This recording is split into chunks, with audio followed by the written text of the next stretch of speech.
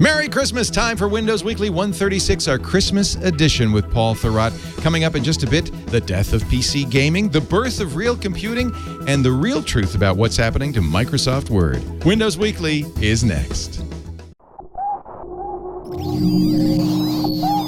Netcasts you love.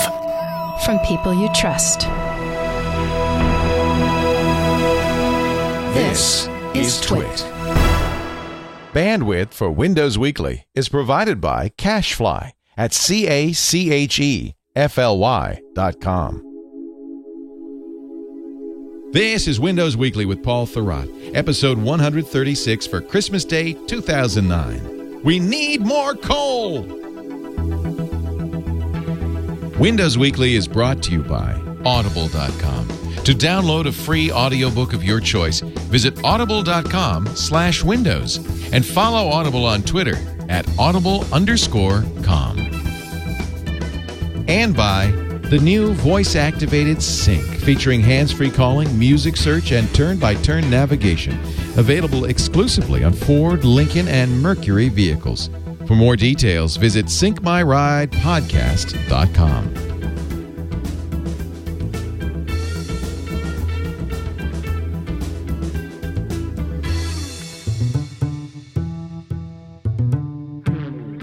It's time for Windows Weekly, the show that covers Microsoft, Zune, Windows, all the stuff coming out of Redmond, Washington, with our host, our dear friend, and mirth maker, Mr. Paul Thurrott of the Super. Although, oddly, we're not going to talk about anything that you just mentioned this week. Really? Well, I don't know. Maybe. Well, you never really know where it's going to go. This is our Christmas Day edition. You could give us all a gift and talk about the Zune. Okay. We don't know. It's what's beautiful about this show is it could be anything. Hey, let's start. Because there's a Christmas gift in your office, I see right behind you. A lovely treadmill. Now more than ever, I think. No, now more than ever. You need to get your fat ass on that thing. We were talking, before the show started, we were talking about those ads that say, now more than ever, doesn't she need a diamond? Yeah, and they never make sense in the ad, but we have actually now identified 2 times when that would make sense. One had something to do with nose hair. And one had something to do with weight loss. We were talking also. I got to fill people in now because they're just joining us. Sure. You really, folks, if you really want to enjoy the show, you should try the pre-show. And that's not available for download. There's only one way to get the pre-show, and that's to watch us live every. What do we do this Thursday at? What do we do this? When do we do this? Every Thursday, 2 p.m. Eastern, 11 a.m. Pacific, 1900 UTC at live.twit.tv. You can watch as Paul and I gas. For half an hour before the show begins. That's the best part, Paul. That's the good stuff.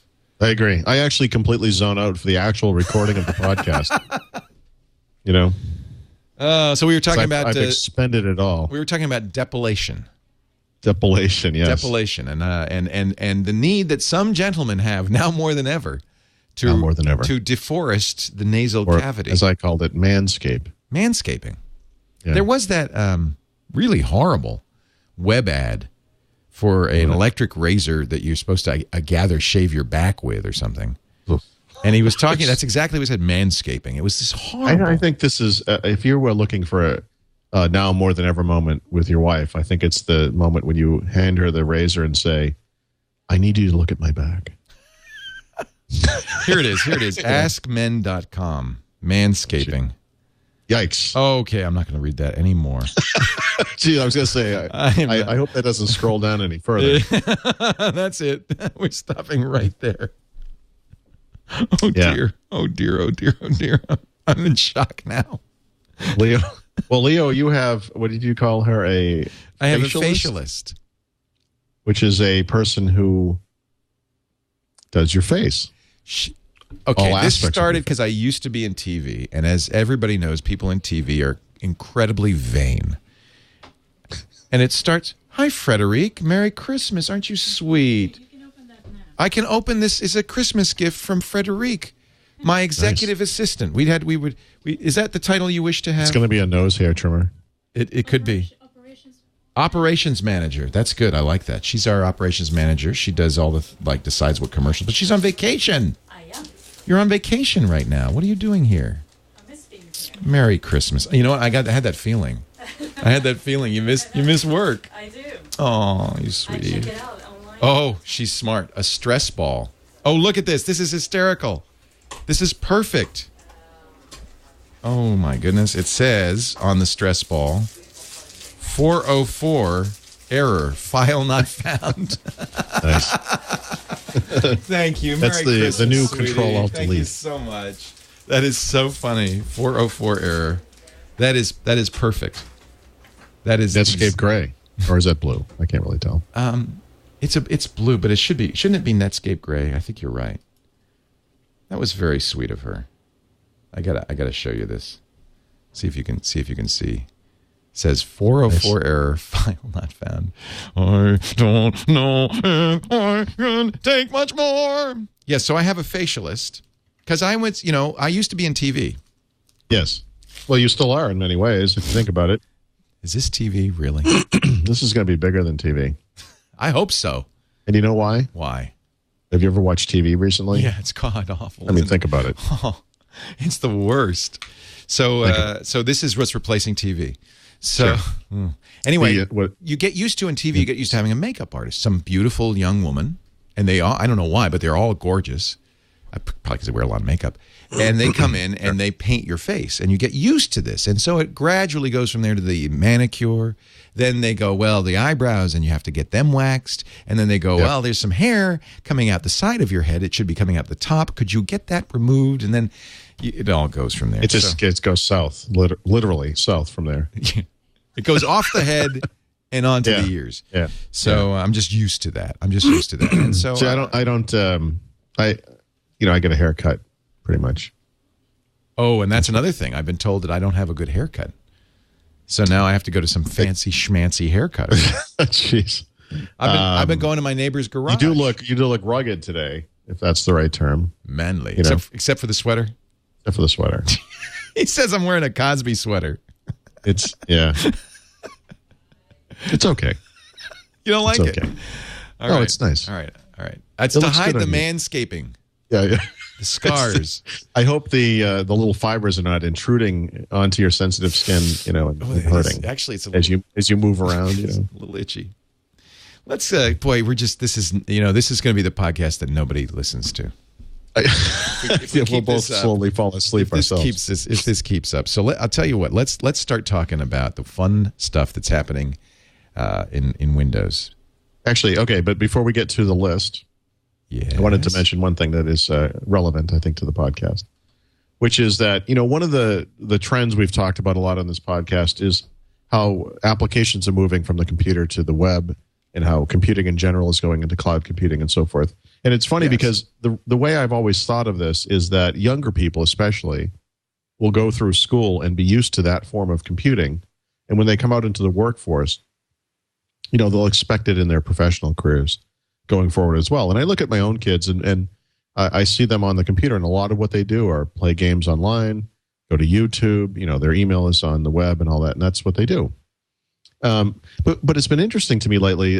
This very week, two things happened, both with my parents and with my wife's parents, that made me realize that this is actually far more universal than that, and that it affects the older generation as well. Yeah. So the first one was that my wife's parents have come up from Florida to visit for the holidays. They were here visiting last night. They were going to stay with us originally, but now they're staying at a friend's house.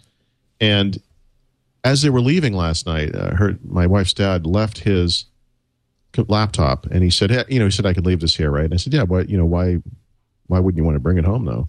And he said, well, we don't have internet access back at the place. So he says, there's no reason to bother even bringing it, and I thought that was really interesting, because for this guy, the computer was just an outlet to get online. And if he couldn't get online, he had no reason to even have it with him, And the other was my mother. That is a complete and utter shift. Yeah, really interesting, right? Yeah. And this is, again, older generation than me. Isn't that interesting? But I think they're right. Yeah. I've said this for a while. A computer without a connection to the internet is just a glorified calculator. It's not. Right. And one of the things I've written this in the past, and I honestly do feel this way. I know for a fact for myself that before the internet came along, for years and years, decades even, I spent hour after hour after hour on the computer. I remember sitting up when I was first married. After my wife would go to sleep, I'd be up on the computer, and I cannot for the life of me even imagine what I was doing, on these computers. Yeah. Playing games. Imagine a lot of it was game playing. Entering in recipes, checking. Programming, I think you see, for instance, the death of Microsoft Money and the imminent death of Quicken as a symptom of this, because they were something you would do so that you could use your computer before we were able to get on the internet. The justification for computers in the beginning was things like spreadsheets. Yeah. Well, get it into the workplace, the valuable tool. That stuff's all available online if you want it. The other one was my mother, though, and this one is in many ways more interesting because Stephanie's dad is computer literate. It has been for years, has had computers for a long time. My mother has never owned a computer herself, has never used a computer, and only very recently announced to me that she wanted to understand this thing and learn about it and use it, and would I help her buy a computer and help her get set up and all that stuff. So I helped her get a computer recently. I went over her house today to set up their wireless network. She had never taken the computer out of the box, which blew my mind. She bought it a week and a half ago. Got her online, got the thing set up. But all she wanted to do was what she really wanted, and what she had understood, what she understands computing to be, is access to this online wealth of information. Right. Email, news, surfing. Information. Yep. Yeah, that's all she wants. Her life on the computer is going to be the browser, full screen, and it's going to be reading local news online, and email and that kind of stuff. And that's what computing is for her too. Amazing. I think that's an important recognition, thing to recognize, because when people talk about cloud computing, people like Dvorak, people like me who've been around for a long time think, thin clients, mainframe computing. What we really fail to recognize is it's not cloud computing. It's all of the stuff people want to do on the computer is on the internet.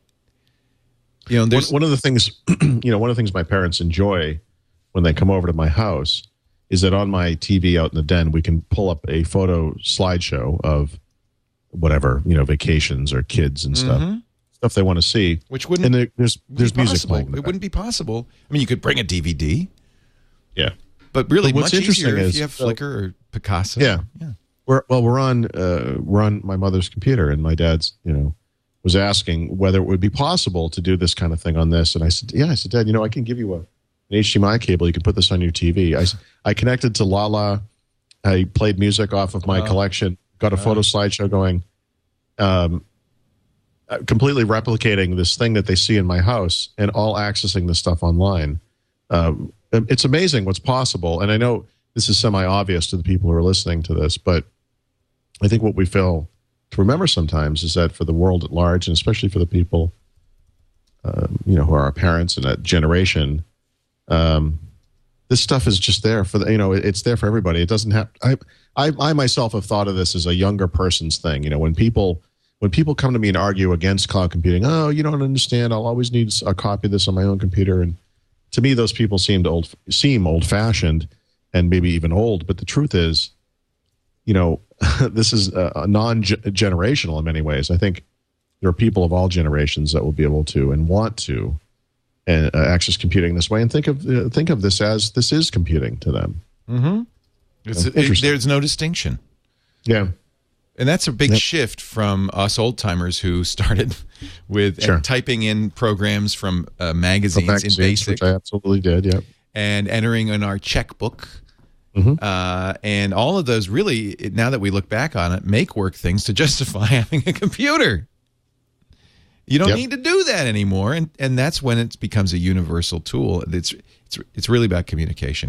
It's I think you hit the nail on the head. I mean, I guess some would say, well, that's an obvious observation, but it really is a recontextualizing of what we use a computer for. Increasingly, computing means the internet. Period. Yeah, I think so. I think that's absolutely a perfect insight into what has changed. And you know what it also means is it's more accessible to normal people. It was for geeks only when you had to type in a basic listing. It wasn't for normal people would be willing to do that. I used to type in things that weren't even basic listings. Remember, Compute Magazine and those magazines would have some sort of weird. Oh yeah, they do the binary interim language. I don't know what it was, but it was bytecode. Yeah, very strange.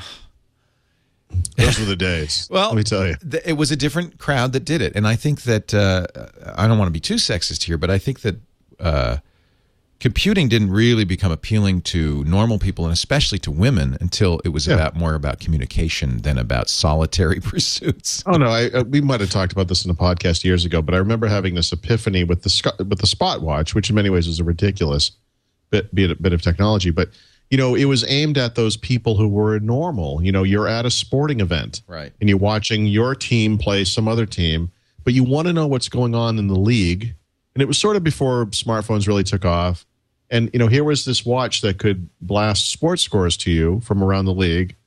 That's actually kind of valuable, but it's valuable to non-geeks, right? I mean, by the very nature of this, this scenario, we're talking about someone who is a sports fan. Someone who growing up might have not wanted to align himself with these people who use computers and all that. But by the way, Dr. Mom says, who is obviously a woman, says, I've been involved in computers since the Apple II Plus. We XX chromosome types have been involved with computers for a long, long time. Absolutely, sure. Dr. Mom. But remember, you were in a minority back then.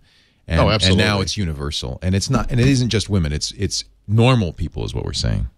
Hey, back in the you're not normal, Dr. Mom. No, my wife, who is an incredibly intelligent person, knows next to nothing about computers and cares to know as little as possible. Yeah, there's about always computers. the Ada Lovelaces and the Grace Hoppers of the world, but they were in the vast minority. Sure. So I don't mean to be sexist in any way, but I just think that I don't even think of it like that. I would just it's not so much a man versus woman. It's geek versus the rest of the world. The computers become interesting. The smartphones become interesting. Yep. When everyone can use them, and it's valuable to people, to everyone in general. Right. And I think one of the great ironies, in many ways, of the computer revolution or the internet revolution, is that this technology was made by some of the more insular and anti-social people on the planet, and they've created this thing that is used for nothing more than bringing people together. Well, congratulations, world. We give you our technology. The geeks have inherited the earth, and they've given it back to you.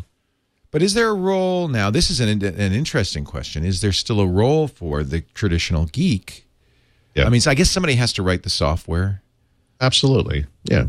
I mean, we support the software. We'll perhaps never be mainstream, but we'll always be there watching you. Well, it's just like an automobile. Automobiles weren't very interesting when you as an individual had to know everything about that vehicle and how to fix it and how to get it out of every single jam. There were still auto mechanics. And even as cars become more that's a great point. Complicated. That doesn't go away.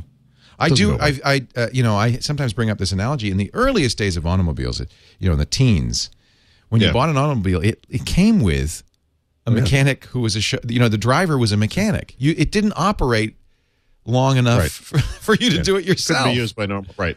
And that was the Commodore 64. Right. Right. So, I mean, for anyone to actually use a computer like that, one of those early 8-bit, home computers, you had to really be dedicated to the task. I think normal people would lose interest very quickly. Right. In that stuff. Normal people. We are normal. As I call them. The others. Let's move on to. Shall we get to our topics? I think that's. I'm glad you brought that up. I think that's absolutely a great point as we come to the end of this decade, which is really the decade that transformation happened from 2000 to 2009. To kind of say that, to look back and say, that's what we saw happen. Is the internet went mainstream, and it My changed mother just everything. got a computer. Yeah, I don't think you understand how profound this is. Yeah. She doesn't even like to leave the house. I don't. Yeah, it's incredible. Of course, she's going to be calling me every 15 minutes, which I'm not that excited about. But Mom's had a computer for a long time. Mom watches this. Mom's watching right now. Yeah, I'm so sorry.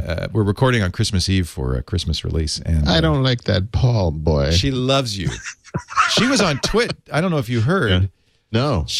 I called her out of the blue on Twit a couple of weeks ago because we were talking about Facebook privacy, and I wanted to know what a normal person knew about privacy on Facebook. Oh, okay. And it was unintentionally hysterical. It was great. And I think that there's still a little bit of that geeks laughing at normal people, but that's not going to last long. That's not going to last long. Sure. Moving on to PC gaming. This is another time. I think this is kind of nice as we come to the end of the decade that we start looking back and seeing what's really happening, kind of go to the 30,000-foot level and say, what has gone on? And this is a hot I will topic. tell you, it's funny is on that topic. I'm not a big fan of top 10 lists, but I am someone who is into retrospectives, and I could see myself devolving very quickly into a computer antique guy. Like I refuse to use anything newer than CPM. Whenever Steve Gibson, Jerry Purnell, John C. Dvorak, and I gather, that's what happens. Yes. No, I listen, I will be right there with you. We'll be sitting on the porch in a bunch of rockers, and we'll be making fun of the new kids. The last great DOS was 3.3. Yes. You're full of crap, Leo. Remember, terminate, stay resident. Kick that. Yes, this is. My heart is there. There's no doubt about it. I'm heading in that direction. The good news is good because that's basically what Twit is going to turn into. It's good. Okay, it's going to be the back porch. We're going to have a Cracker Barrel, a hot stove, and it's going to be us old guys and gals going, yeah. And instead of one of those barrels with a checkerboard on top, it can be an old Pac-Man machine. Yes, that's what I need right here. Come to think of it, that's it. We have a table sitting in front of me. Yeah, that should be a Pac-Man table. Yeah. It'll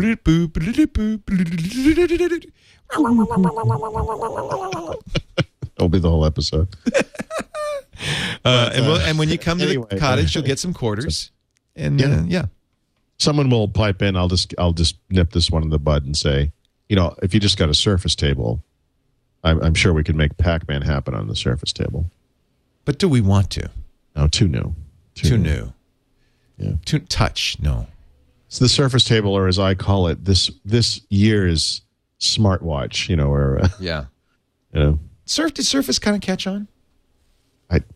Not that I know of. It's probably too pricey. But a lot of that technology is in Windows 7 Touch, right? Yes. So in a way it did. I mean, even some of the programs. Sure. It migrated. That's like saying the Xerox Star kind of took off, too, if you include the Mac and Windows. Right. It's exactly what that is. It's the logical successors. But, do you think I could get... It's not kind of the point where I could get a good deal on a Surface yet, because I would love... That's exactly what I should have here with a Surface. No, you need a couple of... casinos in Las Vegas to go to business or something like that. Well, when the nerds descend on CES in 2 weeks, I think maybe we'll do our bit. Just put your name on it on the bottom. When you guys get blown up, can I have auction, that? Just call me. I'll drive it away. I'd like that. It's funny. The last PC game I played was Bioshock, which is a year now, I think, year and a half. I got it on all 3 platforms. Mm-hmm. Or 3 or 2. I know I had an Xbox and PC. Was there a PS3 version? I don't remember. I played it on the Xbox for a while, and I ended up playing it on the PC because the graphics were better, because I had a high-end PC with Crossfire and everything. Yep. I haven't played one since. There's a lot. I haven't played a new PC game on the PC in years, really. I mean... Call of Duty, you never played on the PC? Only retroactively. The original Call of Duty, of course, was PC only, so I did play that. But that game came out, I want to say, in 2003. It was a long time ago. Right. I bought the game Crisis because it was PC only, and really did not like it at all. No, it's not. That's 2 years old, by the way, now. Yeah, and that might be the one game, the one PC game that's occurred for me. Far Cry and Crisis looked so good on a PC. Oh, Far Cry was a great game. In fact, I've completed that game at least 2 or 3 times. You had to play that one on a PC just because... That was pre-console, or pre-Xbox 360, which is where I draw the line. But I wrote an article this week about what I see as the death of PC gaming, purposely leaving out a lot of it. And I kind of want to talk about some of the other stuff on the podcast, because for me, gaming is the Xbox 360. And I remember when the console first came out, one of the bits of advice I had at the time was that if you're a Mac guy, getting an Xbox 360 is a no-brainer, because there are no good games on the Mac, and this is the way it is. But I sort of look at it now, years down the road, that the way things have gone, first of all, from a sheer revenue perspective, this is back from July timeframe, but the numbers were that 90% of the revenues in the video game industry come from consoles, and only 10% come from the PC. It is that bad. I mean, that's how far off it is. Now, the people who game on PCs are religious about it, and I knew writing this article I was going to hear from them, and I did. And I kind of asked for it at the end. What I didn't want to hear feedback on was the sort of thing like, look, you don't understand. I can constantly upgrade my PC, and thus the games can always look better or run faster, yada, yada, yada. And yeah, okay. The people who do stuff like that represent a tiny minority, and they're always going to do that, and they should always be allowed to do that. And there's no defense against it. I can't argue against it. That's fine. If you are that person, keep doing what you're doing. It's fine. Yeah, but we're not saying stop. Yeah, no. But I think I think it's an interesting trend, and it's hard to know what caused it exactly. It wasn't just the consoles. I think when you look at the PC industry, more laptops are being sold than desktops today. I have to think that kind of factors into it a little bit because, a good gaming experience is your HD TV with an awesome sound system. Maybe you're sitting on the couch with a controller and you're going to town, and it's a lot of fun. A laptop screen with a trackpad, this is not a good gaming system. I think the rise in smartphones and all those casual games, especially on the iPhone and now on the Google Android phones, are taking FaceTime away from that kind of gaming. I just asked my son. It was funny. I was preparing for the show, and I called my son in because he goes upstairs, and for some reason he goes on my wife's computer. And I said, Mark, when you go upstairs and you play games on the web, and this is a kid who is better than I am at Call of Duty on the Xbox 360, so he plays very high-end games, is very good at it, enjoys it very much, and yet he still goes up on the web, on a Mac, by the way, and plays games online. So I said, where are you going? Expecting he would say something like nickjr.com or something, and I was really confused about what he was doing. And what he's doing is he's going to sites that I had never heard of, like addictinggames.com or ninjakiwi.com. Yeah, I've heard And he of this. plays these games on the web. Right. Right? They're basically Flash games, right? I think so, yeah. There are games on Facebook that are incredibly addictive to people. Farmville. All right. I don't get actually me play started. It, so. I had to actually go to a group for that. PC gaming. Oh, you're okay. You went to like a support group? Yeah. Oh, okay. Farmville Anonymous. Please don't. Is it on Facebook? Yeah. Please don't. I'm sorry, but it's a very sore spot. Is it really that addictive? I almost lost my family. Your family? Yeah. They said, "Daddy, don't bother me. I'm game. harvesting artichokes." Daddy, What? Daddy, it's dinner time. Don't bother me. I've got to sweep the leaves out of my virtual farm. Daddy, are you ever going to go to bed? No. No, but you are. Get out of here. Farmville is it's very addictive. Okay. Yeah. But there is stuff like that. I know. I mean, I don't. Yeah. Don't start because I've never played any Facebook game, but Zynga is the company that does these. Oh, it's a whole thing. Yeah. So there's this whole between it's not just the Xbox 360 on the console side, right? There's the the Wii, which is big, I think, with adults, and the PlayStation 3, of course. Dedicated portable gaming systems, right? Like the Nintendo DS, whatever. Which are great. There are all these things pulling people, I think, in different directions. And the iPhone. Right? Let's face it. I think there's probably more gaming going on the iPhone than anywhere else. Right. So I think these things all contribute, right, to the downturn on the PC side. And it's a tough. We're pissing off the PC gamers already. Elf Guy says 90% console. LOL, you guys should just stop talking about games. Seriously, NPD reports do not count digital purchases. Everyone knows that. No. Okay. Steam, D2D. What about them, huh? What about them, huh? Yeah, well, what about them? Exactly. It's true, though. Steam is really where I get, if I'm PC gaming. I was going to say, so one of the things I did do was I looked at the availability of online services for the PC that could match in some ways what's available on the Xbox 360. And actually, Steam is the one that comes the closest. It doesn't duplicate what's available on Xbox 360 at all. In fact, it doesn't even really come close, but it does come the closest, right, in the sense that you can do game-to-game chat with your friends and so forth, assuming they're on Steam. I mean, one of the nice things about the Xbox 360 is that when you're on Xbox Live, you are on Xbox Live. People can contact you whether you're using the console to watch a TV show or a downloaded movie or playing a game. It doesn't matter what game you're in or whatever. It's a nice system. It's a nice enclosed system that works, pretty much really well.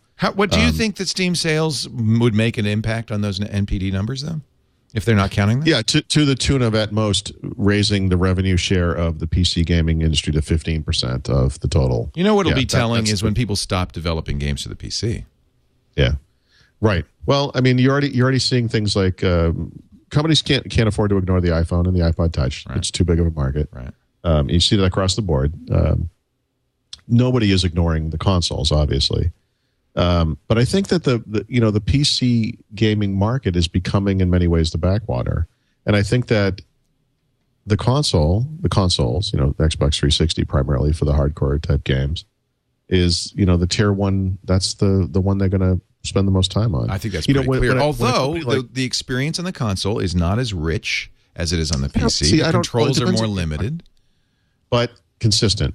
And by the way, I as a PC gamer, age-old PC gamer, to the tune of when I bought my first PC, as I was buying my first PC, because it was something I had to do over time because I couldn't afford a PC. I was actually downloading and saving to floppy games for that PC, right, from companies like the Jill the Jungle type games that they had back in the early 1990s. Yeah, Commander Keen. Absolutely. Yeah. And the Lost Planet. Knowing at the time that PC gaming wasn't as rich as what was available at the time on the Amiga, which is what I was using. And of course, that got much better over time. And the 3D stuff happened with id Software and Castle Wolfenstein and Doom and so on. I played all those games, every single one of them, and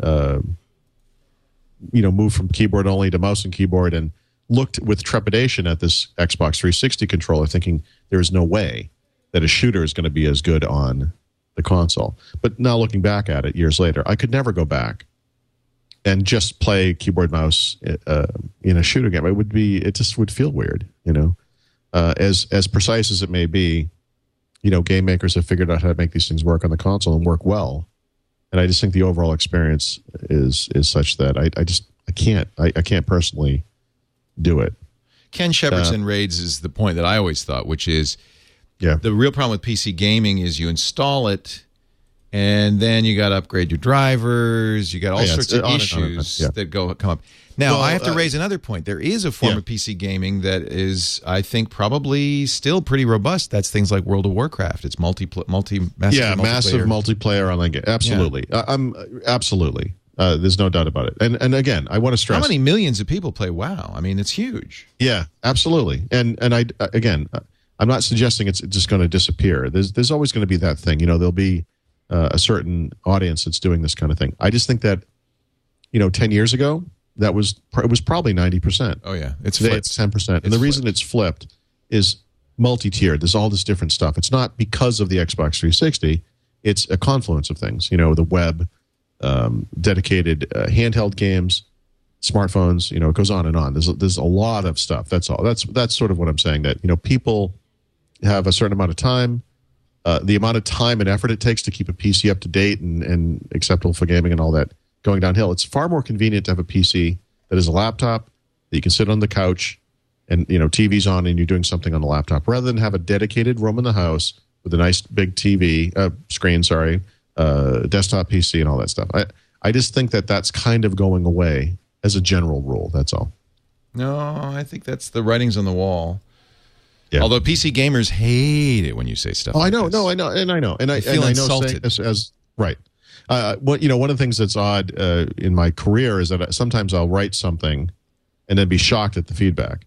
I honestly didn't expect to get whatever the feedback was. In this case, I knew as I wrote this that, in fact, I cut it short.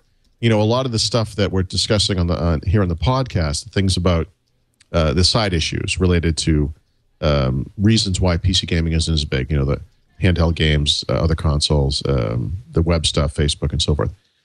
Did not write this into the article because I just didn't want to, I could go on and on and on, and I didn't want it to seem like a diatribe. It's just that, PC gaming is falling off a cliff. It just is. And it will always be there, but I knew that these people, there are certain sacred cows in our industry. You can't belittle Linux without hearing from people. It's just the way it works. And absolutely, PC gaming is like this. And sacred cow is a good way to put it. That's exactly right. Yeah. No, it's just the way it is. But you've never been one to shrink from no, I don't barbecuing a sacred cow or two. No, but I'm not. I don't do it cheaply. I mean, I'm not trying to. You're not trying to hurt anybody, but just as observation. Not surprisingly, no. So there are services like Steam and Direct to Drive, Good Old Games, which are one of the things we recommended this year. Not surprisingly, Good Old Games is old games, right? And as an old timer, I look at some of the stuff that's on there, some of the old games, Quake 3 Arena, which is still a fantastic multiplayer game, pure shooter, or Unreal Tournament 2004, whatever. Half-Life 2. As one of the best single-player games ever created. Why it's not a movie, I have no idea. These are things I played on the PC. Right. It's just the way it is. They're great. They're great. But when Call of Duty comes out, the new version of Call of Duty, I played on the Xbox 360. I like the ability to kind of go in and out. You get on the thing, you play it on the best screen in your house. It's kind of the way it should be. And I get all the stuff that's possible on the PC, but when you talk about playing it on the HD TV versus playing it on my computer monitor, yeah. Do you think it's going to migrate? I guess the big screen is part of this. I mean, when you have an HD TV in the house and you can hook up an Xbox or PS3 anyone can do it, and anyone can afford it. Anybody can do it. Xbox 360 is what, $300, $60 for a game, and you're on the TV you already have. You're done. Yeah. A good gaming PC is still is expensive. And it's easy. And it looks great. Yeah. And wireless controllers. Sure. And I guess, which is another thing, right? So aside from the fact that I didn't want to go to controller, the Xbox 360 comes with wireless controllers. Right. I always thought that was never going to work because my experience with wireless controllers previous to that was horrible. Right. That's been fine. Oh, yeah. It's been more than fine because it's the sit-back experience and it's a much more immersive. Yeah, I thought it would be the subject of lag and, nothing. No problem. I think it probably was at first, but... I don't know. Hey, we're going to talk in a little bit bad news. Well, maybe not. I'd like to get your take on this. From Microsoft, in the Word issue. But before we do that, I do want to mention our friends at Ford, the makers of Ford Sync. They're going to be sponsoring our trip to CES. In fact, we're driving down. I'm really excited in a Lincoln MKS with Ford Sync installed, and we'll give you a little rides if you can catch up with me in Vegas. Say, I want to ride in the Twitmobile in the Lincoln MKS because I would love to show you how this works. And that's not just you, Paul. Everybody. You get in the car. You turn it on. I always, I use the Bluetooth because it supports A2DP, which is the Bluetooth profile, so that you can stream audio from your Bluetooth compatible phone. So I play music and books off my iPhone. But I also have this is actually probably where the Zune's going to end up. Always plugged in because it's got a USB port, and that's got my music library on it. And the beauty of it is, Zune, iPod, or any MP3 device with a USB port, the sync indexes it, and you can call for songs by name, by genre, by artist. You can say, play, I'm in the mood for U2. I don't care what you play. Just you press the button on the steering wheel, you say, play artist U2. U2 starts playing. Play next, play previous, play similar. It's just an amazing system. Of course, you make phone calls with it. It sucks your address book in, so you do it by name. I can say, call Paul Thurrott. I could say, play Windows Weekly. It has GPS built into it. Even if you don't have the GPS screen, the GPS unit, you, of course, can buy a higher-end unit with a screen, but you don't need that. If you've got sync, you've got turn-by-turn directions, and smart ones, too. They use the Sirius travel link to get traffic information, so it will reroute you. You can ask for traffic information. You can also ask, and this is free for 3 years. There's no subscription fee for the first 3 years, and then I think it's like $7.95 a month. You can ask for ski conditions, weather reports, traffic conditions, sports scores, and I think at CES they've got some more big announcements. It's really a neat system, and I want you to take a look at it. You can go online to syncmyridepodcast.com and find out more. That'll take you to the Sync My Ride site, and that's the site that Sync owners use to update their system and to get new software, to get vehicle reports, the vehicle health reports, syncmyride.com. But start at syncmyridepodcast.com.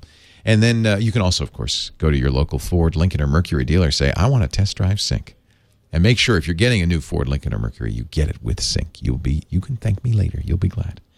Thanks to Ford for their support all this quarter and going into 2010, and we're really glad we're taking Ford to CES. SyncMyRidePodcast.com. Is this bad news? The appeal. I actually was kind of stunned. Maybe it's not bad news. Remember that a small company. I don't think a patent troll. I think they actually had the patent to this XML code. I4I. They're from Toronto, I think. Said, hey, that code in Office 2003 and Office 2007, that's ours.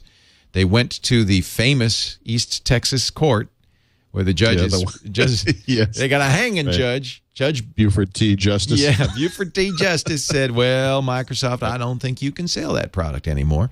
Microsoft got a stay. They went to an appeal. The appeals court upheld the decision this week and said, nope. Yep. What is it, January 11th? You got to stop.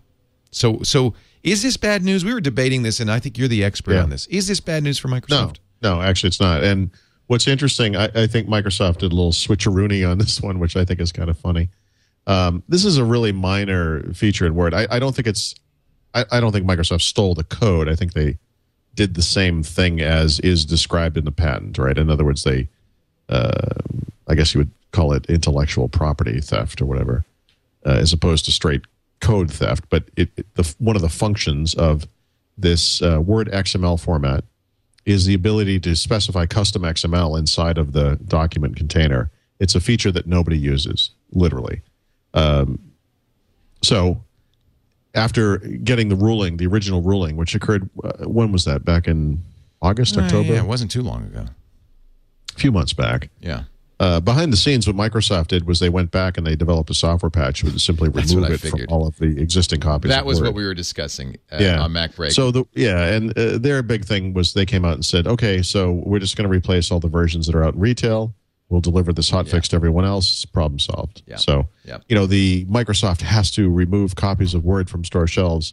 Story, while dramatic, is not really what's going to happen. So no big worry there, I guess. So they don't have to pull it off the shelves. They just force an update. Is that kind of what happens? No, they are going to pull it off the shelves. They will. So that's kind of bad. They have to pull back all the manufacturing. Well, it's bad except that there's there really aren't that many copies of this thing sitting out on shelves, right? It's not it's not something that people buy a lot of retail copies of. Right. Okay. So yeah, they are going to replace it, but no worries. The big distribution point for Microsoft Office is PC makers and the volume licensing stuff. And that's easy to fix. They just send them. It's a really easy fix. They send them the fix, and this gets into their software distribution share. So no problem. There is a fine. I mean, it's going to cost them some money. They did say we will take this to the Supreme Court. I'm not sure why, but sure. I think it's important for any company when they're legally challenged on something like this to fight as much as you can, because as Microsoft has certainly discovered in their own lifetime, things happen. Right. Yeah. Don't give an inch. And Microsoft was going to be broken up by the federal government. If you recall. Right. And almost singularly because of the intransigence of the judge, the guy who just hated Microsoft so much. Judge Marilyn Patel, was that? No, Thomas Penfield Jackson. Oh, Thomas Penfield Jackson, yeah. He discussed details of the case with a journalist because he just couldn't stop talking. Yeah. Got the attention of the appellate court. They basically just struck down his entire decision, and it's interesting to sort of wonder about what could have happened there, but it might not have been a bad thing had they broken up Microsoft. I mean, that's the debate. Yeah, I agree totally. Dvorak always said Microsoft should do it on their own. Sure, they're too big. They won't. Yeah, they won't. So, it's just a matter of course. And when you have a lawyer on retainer, when you have 100 lawyers on retainer, why not? They got to have something to do. Got to keep them busy. They're sitting around the office. They're like in a special pen. No, why not? Because you never know. You never know. You never know. Hey guys, we got something for you. It's like throwing meat in the lion's cage. The $127 million, which is what I think the fee is that they have to pay in damages to I4I, may ultimately be the smallest part of the bill. Right. For this case. So you might as well just take it to town and see what happens. Well, that's just it's just the way the cookie crumbles. So here's a surprising fact. I guess not really if you pay attention, but if you're just looking at press coverage, you might think that the iPhone is the number one dominant I love the stuff that gets tossed around, Yeah. And I don't mean to beat up on the Mac, but someone wrote a story about this, which I thought was beautiful. Facts are, facts as we call them, are sort of tossed around as if they were in fact facts. Individuals don't buy Windows, companies do. Individuals buy Mac. And it's like, careful. Right. Right. That's not really how it works. The iPhone is the most popular smartphone of 2009. Right. That's quite a statement. It's not actually true, but it's funny how you can take statistics and kind of warp them around something. And so this is one you see. I saw this headline so many times. I had to go take a look at it. And so you've actually seen headlines saying the iPhone, the most popular smartphone of 2009. Yeah, because here we are at the end of the year, and like I said, top 10 lists are coming out, and people are doing their retrospective. I guess you could say popular among me and my friends. It is absolutely. It's not the best-selling phone. That's a headline that I could write. Right. It is popular among the people I know.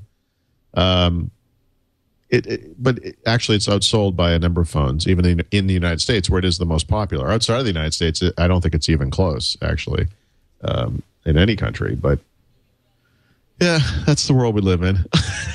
So I'm not even sure. This is just one of my professional pet peeves. The sort of lack of digging that people do. That they see something like, oh yeah, people like the iPhone. Let's write about the iPhone. So what is the most popular smartphone? It's almost certainly in this country that would be the BlackBerry. Yeah. There apparently LG phones even outsell the iPhone, but one of the things that Apple has going against it, and I think it really speaks to the popularity of the iPhone that this isn't too much of a handicap, is that they're the only major platform that isn't sold by more than one carrier in the United States. You can buy a RIM BlackBerry device from every carrier. That holds them back. A lot of people don't want to go to AT&T. Right. So imagine how much popular the iPhone would be if it was available in other wireless carriers. And I think that's the real takeaway here is, despite the handicap that the iPhone does have, AT&T, it's still incredibly popular. And I think as you look forward in the consumer space, especially, and again in the United States especially, the iPhone is absolutely the one to beat. But things are starting to change. I think that the Google Android is going to be a big deal. And, and who knows, BlackBerry, I think, could also capture a big part of the consumer market if they play their cards right. I haven't seen any of that yet. I don't see, I don't have any evidence of that, but certainly that could happen. Right, so right. I think it's a little early to hand the crown over, but certainly it is one of the important platforms. It's the phone to beat, is no question about it, but I am very excited about Android. Yeah. I think it is the only one I've seen where you see how it could work, right? That they have all the pieces in place, and it's something that's not true of any of the other phones. Yeah, and software's getting better and better and better on it, and they've got the hardware down, and it just feels a little. It lacks a certain elegance that is present on the iPhone. Absolutely. A sort of fit and finish kind of thing. I'm not sure what to call it. It's close though. It's about as close. I mean, I still use the iPhone. If I had to though. Yep. Let's say AT&T didn't work, or I would absolutely be very comfortable with the Droid. I think the Droid is spectacular. A lot of it is the zooming with plus and minus is a little. Yeah, you need pinch, and you know what? There's no reason the hardware can't do pinch. I'm a little. About it. It must be a patent issue. That's all I can think of. Yeah, they'll get it. Software updates are out of the control of the Droid marketplace, so I get software updates much more frequently than I do on the Apple. That's nice. A pro and a con, but I like to have the latest versions, and their features are added all the time. Because it's a choice. That's something you could do. I think the App Store stuff is going to be a wash by this time next year.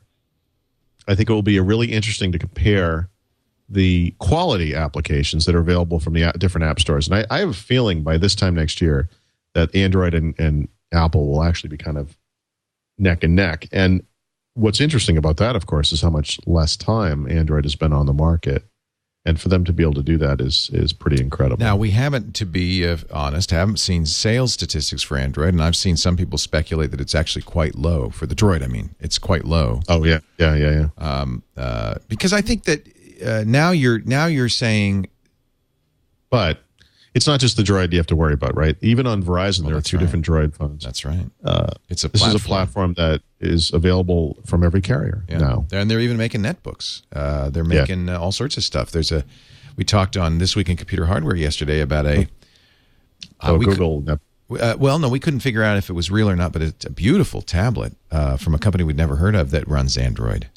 That was quite a spectacular achievement. So, I mean, I think that that's not... Google's scary because they can give stuff away, right? You know, not more than that.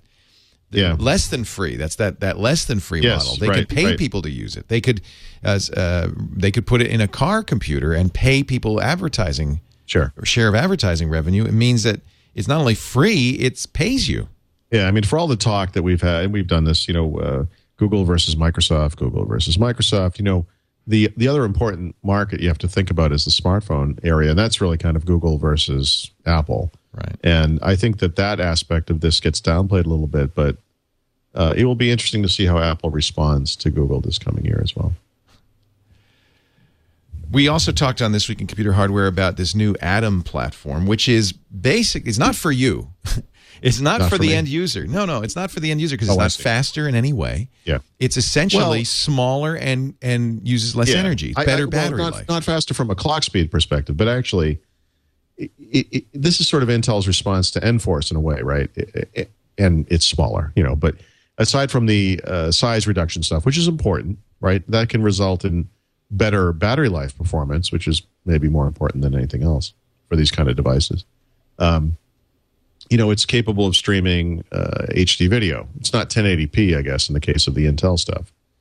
But this is the next generation Atom, right? Dual core chips are in there. That specifically a chipset designed for a desktop computer, right? And when we talk about PCs going away from these gaming PCs, I mean, here's a typical example. When you can buy a $200, $300, $400 computer, attach it to a nice big screen, keyboard, mouse, your computing experience is as it always was, right? You can browse the web, you can do Word and Excel and all that stuff, and it all works fine.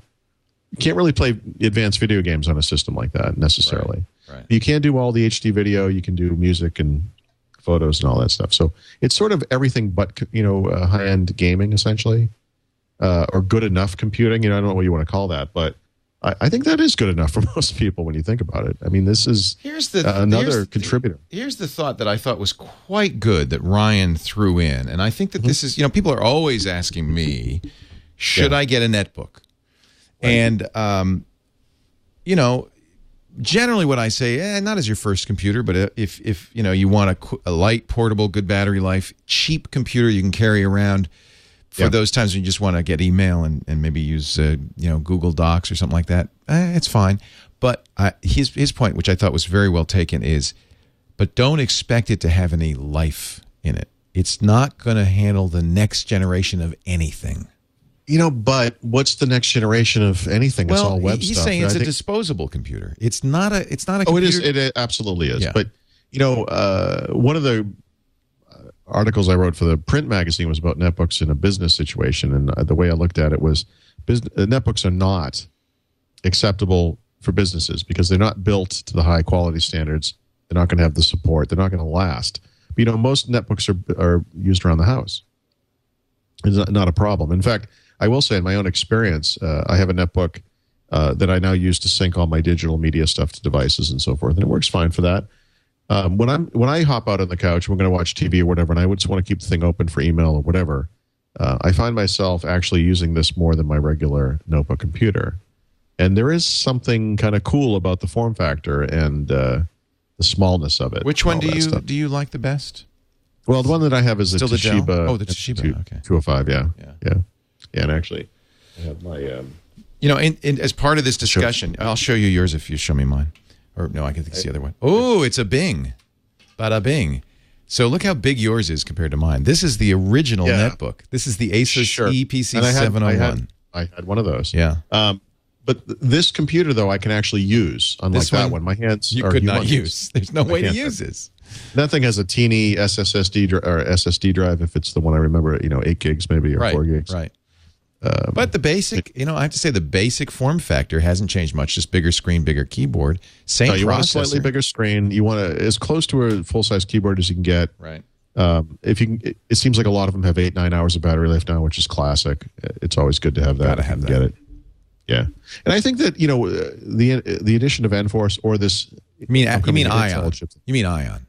Yeah. What did I call it? Enforce. Yeah, the Ion. NVIDIA Ion. Sorry. Makes a big difference from a performance standpoint.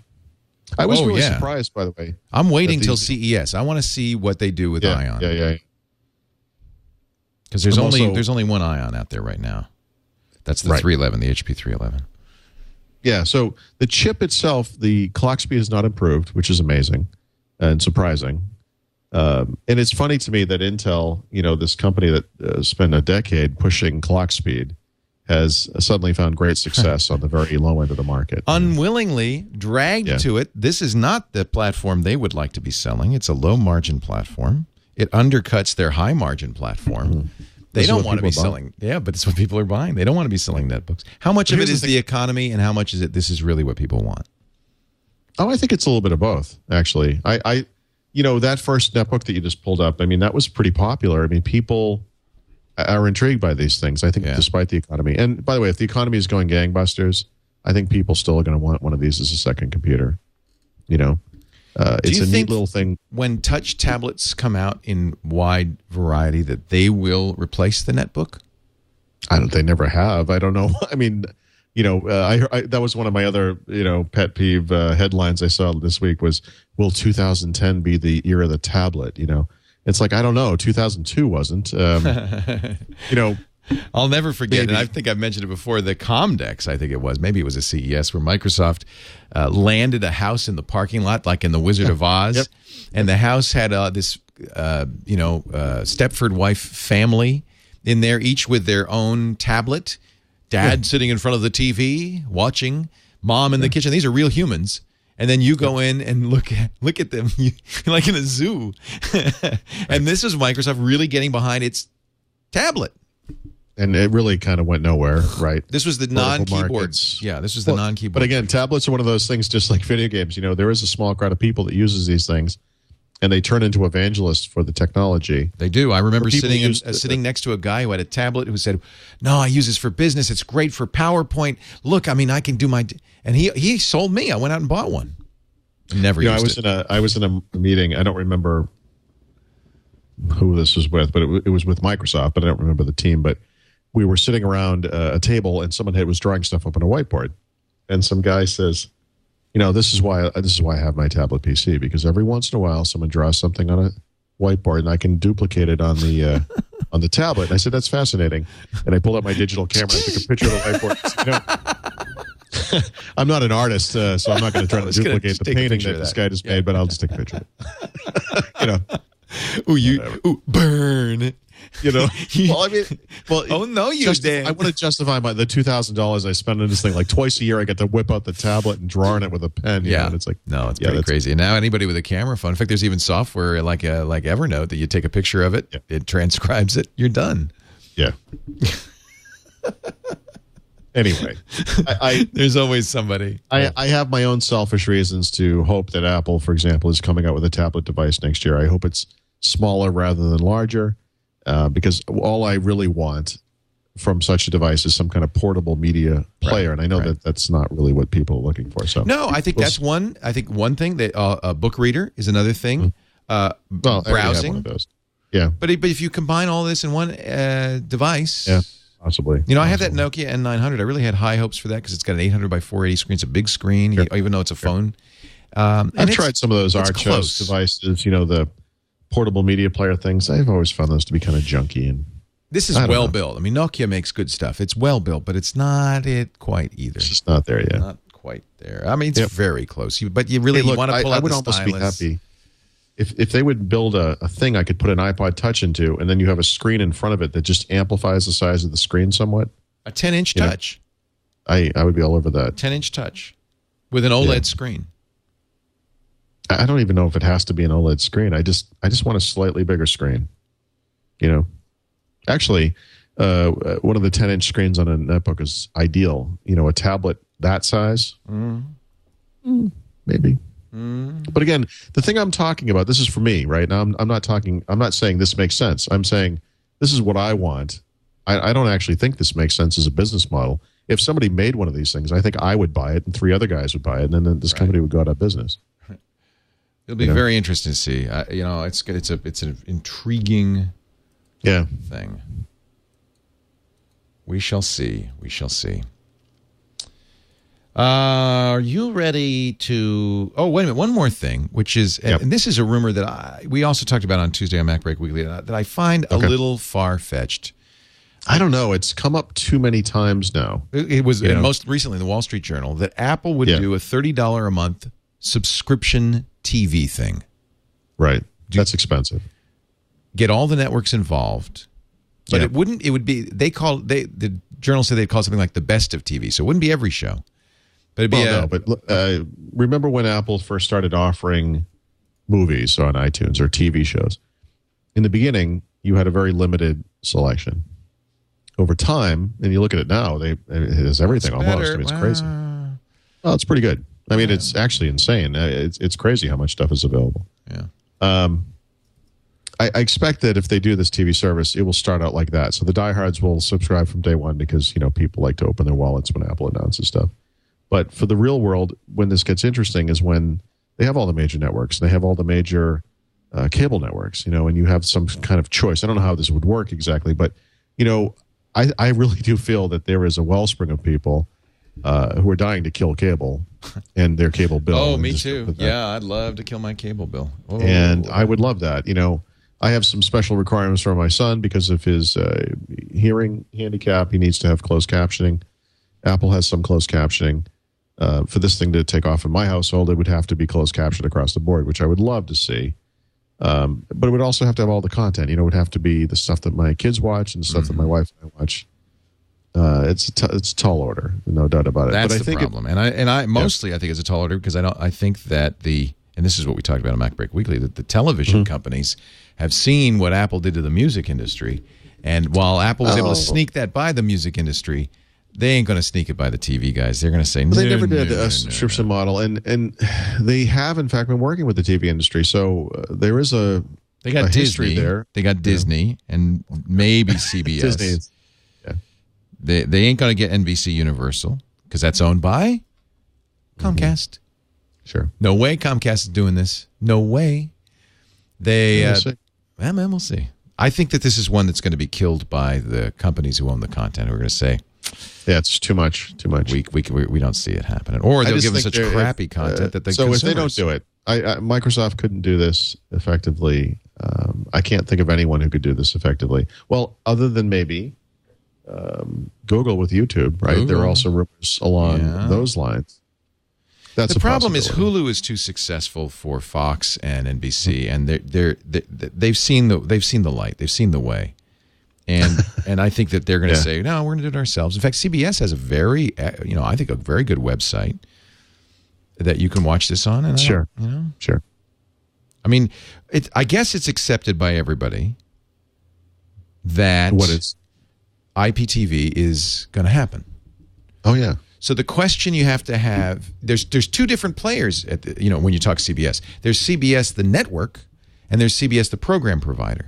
If you're a program provider, you like the idea of disintermediating the networks and going direct to your customers and selling. You get more money. But that market is shrinking for you, and as with PC games, there are a lot of choices out there. So you need to be sure you're playing in each of these markets. You can't not be on Hulu if everyone else is, for example. Right. You can't maybe not be on this iTunes thing if they do it, if everyone else is. So I don't know. I guess it's not. They're not mutually exclusive. So you could, if you felt like you were making enough money, it would be worthwhile. Mm-hmm. I look at it like a premium cable subscription. There are people who pay a lot of money every month to have HBO or Cinemax or whatever, and they derive some value from this experience. There are no advertisements for the most part. Comcast is doing this for people who subscribe to Comcast TV and internet, of which I am one. You can go on Comcast's fan site or Comcast.net and see anything. Oh, really? Streaming. Yeah. So your you computer can be on the road or something. Yeah. Your computer is now. Yeah. I mean, that's an interesting. That's their attempt to own this. Yeah, I was going to say that's their attempt to be a gateway, which has gotten those companies in trouble. But is streaming okay? I guess it is okay. I mean, I love Roku. We're down to one Netflix disc a month or whatever at a time because just so you can have it, just so I can have Roku and we watch all it. And now, admittedly, I'm settling for crappy movies half the time because not the movies I really want are still only on disc, but it's good enough and it's so easy just to go, oh, what's on? Oh, I'll watch that. We did that last night. We watched a movie. Jennifer said, I want a romantic comedy. I said, well, let me search. We do actually occasionally go to a video store that's local to our town. You go to video stores? Wow. Sometimes. Aren't you retro? And well, the reason we would do that is because, occasionally it's us and the kids and it's Friday night and let's go grab a pizza or get something to eat and we'll stop by the video store and we'll come home and watch a movie. It's kind of an old-fashioned way to do it. Wow. But, you can also have the stuff do you do this in your buggy or... Do you like the bicycle built for two? Yeah. We have a horse, actually. So, wow. No, but I would say more often we would actually have food delivered in this case. So you can certainly get pizza delivered or whatever. Right. Why go out? Why go on demand is there. We actually use, I would say we rent off of the Apple TV. Not quite as much as on demand, but a little bit less than on demand. And again, actually the issue there is... Because it costs money. Closed caption. No. I mean, if it's just my wife and you have some unique needs. Yeah, renting a movie just for my wife and I. Renting a movie on Apple TV is kind of a no-brainer. Right. Or Amazon on the Roku. Yeah, they have pretty much. But I don't do that much. I mean, it's there, but I find myself. I look at on demand first just because it's easiest. It's right there on the cable, and then I go to Apple TV next. Personally. I'd like to see Apple do something. I think they could make it happen, but okay. Now, that's a different question. Will it happen? I don't know. Would I like to see it? Yeah. Yeah. It's hard to separate a lot of the stuff we're talking about today. There are certain things I would like to see, and then you sort of look at the business model and think, actually, I think as much as I may enjoy this, I think it's a little tricky. Apparently, one of the only people. So it's only you. Yeah, it's only you. Are you ready for your Audible pick of the week, my friend? Yes, I am. Audible.com is the place to go if you're looking for audio entertainment. You listen to a podcast. How about books? Wouldn't you like to expand your reading? I have to admit, my son gave me a wonderful book for Christmas, which I'm really loving, called Wolf Hall. It's paper. I haven't read a paper book in so long, and it's great. But I get sleepy. It's Sure. I hanker for the audio version, and that's just what's happened to me. I love audiobooks because there's so much time I'm in the car, I'm at the gym, I'm doing housework that I cannot hold a book, but I want to read. That's how I get my reading done. And Audible is so great. It's a full bookstore online. Go to audible.com/windows. You could sign up for the gold account. That's a book a month. Now, that's not going to hold you, I know, but get started that way. You do get the first book free, so you can kind of get a sense. And we like to go to Audible and recommend books for you, although you'll see just a huge variety if you go to audible.com. And it's really browsable. Lots of great ideas for stuff to read. I find it very much like a bookstore, with staff suggestions, bestseller lists, and all of that. In fact, in some ways, it's even more browsable. But you've got something. This was recommended by a friend? Yeah, every time I go to Seattle, I stay with my friend Joe. And Joe's a guy I've known for 15 years maybe, or somewhere around there. He is, aside from you probably, the biggest Audible fan I know. He has several hundred books in Audible format. Oh, yeah. And is also, talks about it a lot and recommends it to people and so forth. I noticed that when people use our Audible listeners, that's one of the first things we talk about is, so what do you listen to lately? What's good? Exactly. And he was actually, the last time I was out there last month, he was telling me that he has so many audiobooks now that he's having a harder time finding ones that are really good. And I made some recommendations based on some of the stuff we've talked about. And for Christmas, he gave me an Audible gift certificate and recommended this book, which I have downloaded on his recommendation. Haven't listened to yet. In fact, I just finished that Larry Bird book that we were talking about a few weeks back, and am moving on to The Mote in God's Eye by Jerry Pournelle. So I'll be doing this one after that. Listening to that right now, which I love. Yeah. Really enjoying it. A book I read as growing up, so now I have it in Audible format. But his recommendation was a book by Howie Mandel called "Here's the Deal, Don't Touch Me," and I guess it's a memoir of sorts, and it looks interesting and funny. And I can't wait. Well, he's famous because he's germophobic. Yeah, he's the host of Deal or No Deal, and of course, everybody knows Howie Mandel from his comedy act and years ago. In fact, he was an early computer user. From the inflatable glove, right? Wasn't that him? He would put it on his head or whatever. Yeah. Oh, that's right. That was his shtick. Now he has no hair, so that's easier. No, he has no hair. It would actually, the glove would work much better. But I remember what was the name of it? There was a company that did a books CD-ROM games with Little Howie, and he did the voices. Nice. He was really early on in the computer and CD-ROM thing. I'm always fascinated by people in different industries who were early computer proponents. Guys like Jerry Pournelle or. I'm forgetting the guy's name. It was a big Todd Rundgren, who was a big Mac guy early on. That's right. I forgot about that. Yeah. Douglas Adams. Guys like that, or Neil Stephenson. Whatever. I mean, it's always intriguing to me. There's even a Stephen King book that he writes about writing. I think it's called On Writing. It is On Writing. And there isn't much in there about his computer usage, but there is some information about the computers he used over the years and how he switched to computers at some point. And I'm always fascinated by that. Yeah, so I guess Howie Mandel is a guy like that. Someone outside of the computer industry who sort of saw the value or was interested in computers early on. Well, and also he's OCD, ADHD. I mean, he's really kind of a character. I'd love to know more about him and how he survived, given his issues with adult ADHD and OCD. Because I'm definitely I'm a little OCD and big time ADHD. Yeah. So. Sure. I'm just obsessive compulsive, but. I turned off my mic. So this is the book for you, I think, if you're obsessive compulsive, ADHD, or just like Howie Mandel. Here's the deal. Don't touch me. That could be your free audiobook. Easy to get. Just go to audible.com/windows and give it a try. You're going to love it. Audible.com/windows. We thank them so much for their support, and we wish them and every Audible listener a happy holiday from Audible and Windows Weekly. Well, now it's time for your software. Let's do your tip of the week first. Okay. Yeah, but my tip and software pick are both kind of holiday related. I apologize for the tip that I didn't have this earlier on, but I actually just found out about this today. There is a browser plugin that works with Internet Explorer, Firefox, and Chrome that when you're shopping online, it provides a small notification window, sort of like that yellow pop-down window you get in IE, the little notification line there. Yeah. That will show you if this thing can be had for lower at a different online store somewhere else. It is absolutely awesome. It's called Invisible Hand. I've been using it in Chrome.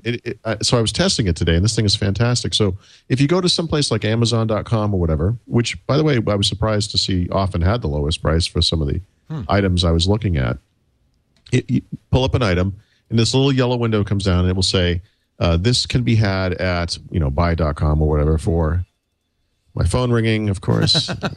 Do you have a big hammer you could hit your phone with? Kind of. I wish I did. Yeah. Anywho, there's no one home to answer it. So it's just going to ring. Don't worry, I can barely hear it. Hear it. Sorry. This works really, really well. So I was playing around with it today. Of course, it's the day before Christmas as we record this, and will probably be after Christmas once you hear it.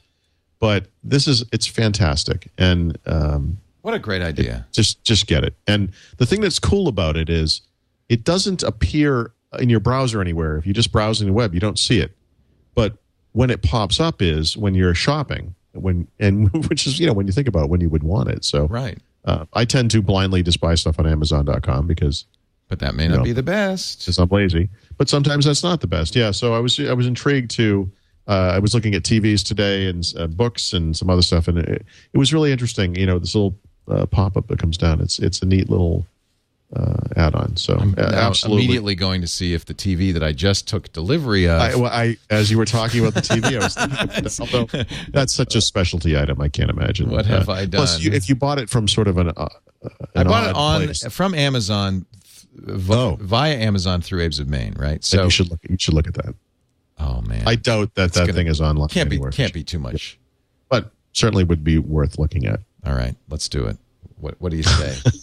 Yeah, call me crazy. So you see that little yellow line that was in that window that you just closed? Yeah. That's what it looks like when you find an item. Let's go to Amazon.com. See how much pain I can give myself. I mean, this item, again, because of the rareness of it, it may not even.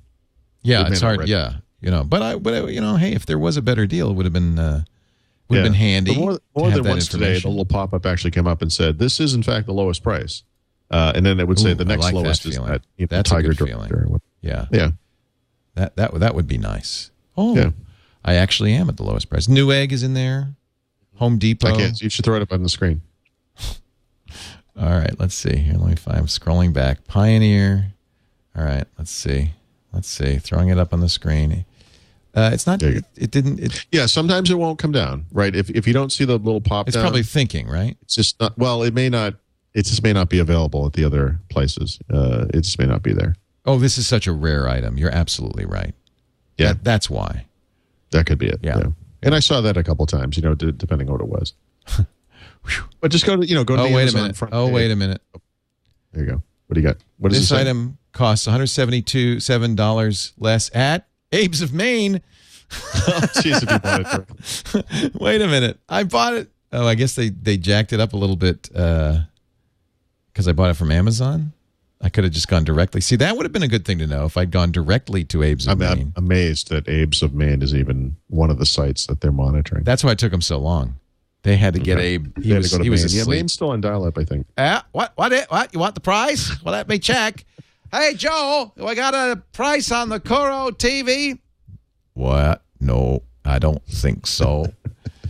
Anyway, that's a great awesome ad. It's awesome. I love it. Love it. That's software, but we're going to take it as a tip because now you have an actual software. Well, it's about saving money. My tip is you can save money. Saving. We all buy online, so this is something we can use going forward. Yeah. Sorry I didn't have it before Christmas. Darth Emma says, email them, they'll give you a discount. There you go. Yeah, you should. Hey, Abe, I thought you were the cheapest. You are, but just not for me. Not for me. You don't like me, eh? How many times you want me to say Abe's of Maine on Twit Live, eh? You want me to stop making fun of your accent? Right, lower the price. Lower the price. Otherwise, I will be doing this for the entire year. By the way, you know where Abe's of Maine is? No. Brooklyn. Please tell me it's awesome. Is it really? Yeah. Oh, that's awesome. Awesome. It's like Arizona iced tea is from New Jersey. It's a bunch of Hasids. The same guys at JNR and every other store. Yeah, they said it probably is JNR. That's probably what it is. We could maybe make it be a little.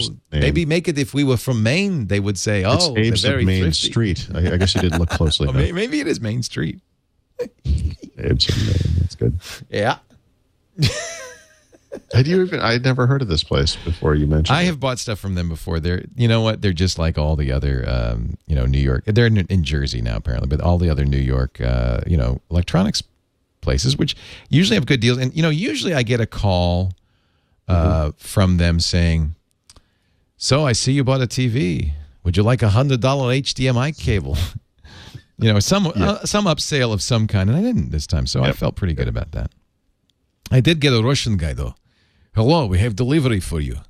I mean, seriously, it was the delivery guy's Russian.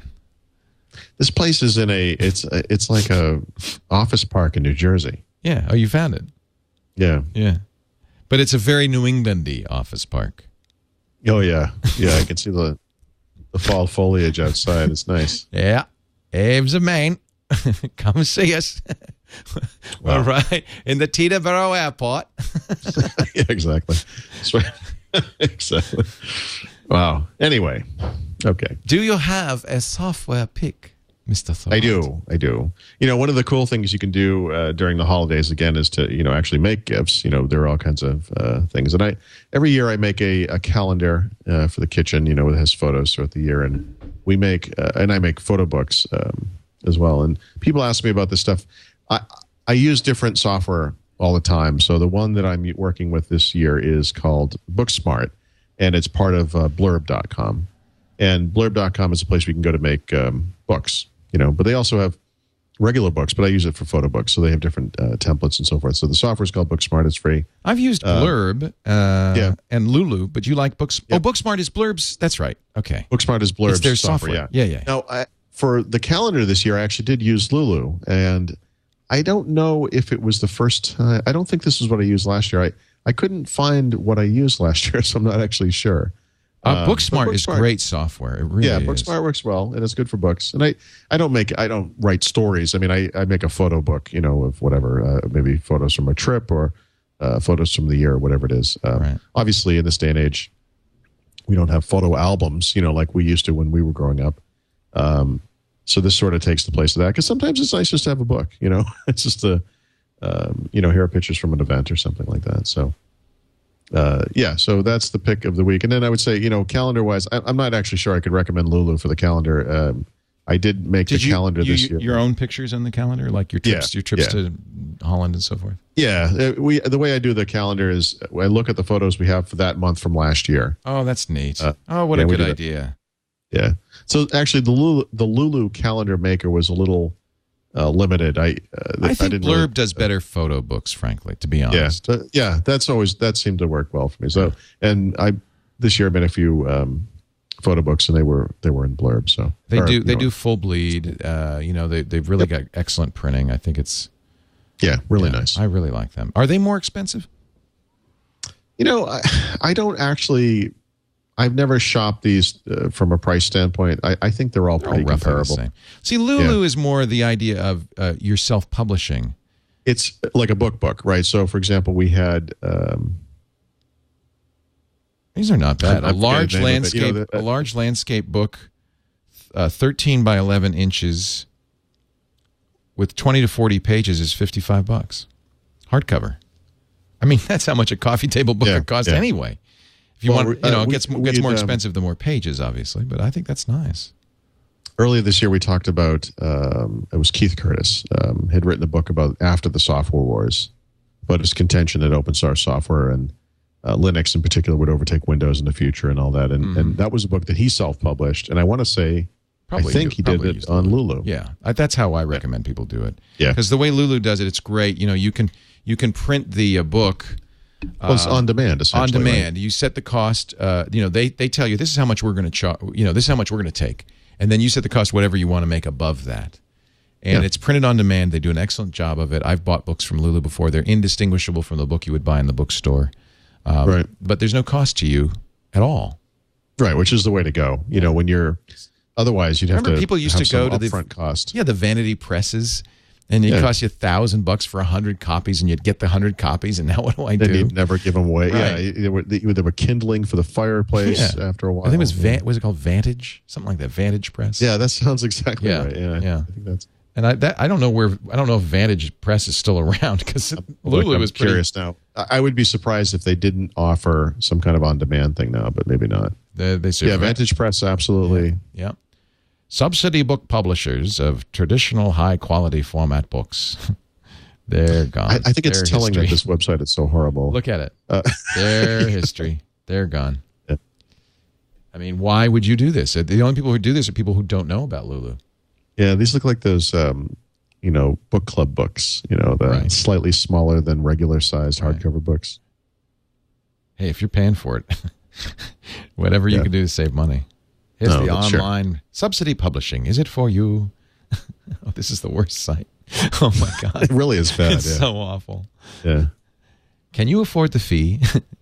No. If you can answer yes to one or more of these questions, you should seriously considering financing the publication of your work. Yeah. Can you afford the fee is number one.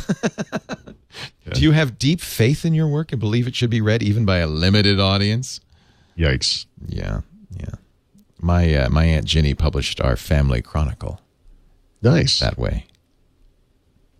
And it's Did it expensive. ever become a computer game? Or no. Yes, that was the one with the Laporte story with the covered wagon where all the settlers ate each other after they got stuck in Donner Pass. It's not a story we like to repeat. Yeah. A story of true grit and cannibalism.